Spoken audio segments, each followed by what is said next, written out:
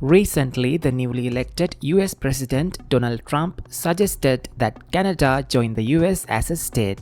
Canada was not all happy about this, and chances are zero that this is going to happen. But what if Canada and the United States get united as a single country? How would it change the geography of the US? Let's explore this crazy hypothetical scenario. Right now, the US and Canada are two separate countries with a long border, which is in fact the longest underdefended border in the world, as well as one of the most peaceful borders. Canada spans over 9.98 million square kilometers, making it the second largest country in the world by land area, only behind Russia. On the other hand, the United States has about 9.8 million square kilometer land area, making it the third largest country on Earth. So Canada is just a bit larger in total area, but when you add it all together, the combined landmass of both countries would be a massive 19.8 million square kilometers. That would make the new United States the world's largest country, surpassing Russia, and it would be nearly 2 times the size of the entire Europe. With Canada as part of the US, the northern border would completely change. Right now, the US-Canada border is the world's longest unprotected border, stretching over 8,891 kilometers.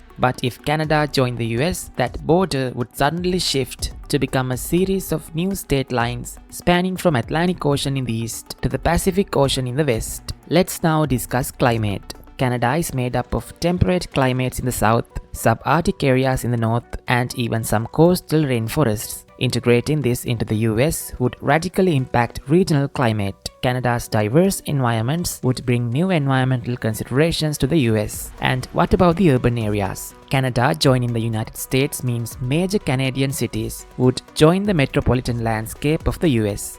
Cities like Toronto, Montreal, and Vancouver would probably develop into thriving metropolises similar to Los Angeles or New York. Population would not grow significantly if Canada and the US got united, as Canada's population is only 40 million, a little more than California's total population. The US is the third most populated country in the world with over 335 million people, but even with Canada's population, they would still be behind India and China. English and French are the official languages of Canada, which is a multilingual nation. Particularly in Quebec, there are close cultural and linguistic links to France. The US may need to handle the linguistic variety inside its boundaries if it wants to include Canada.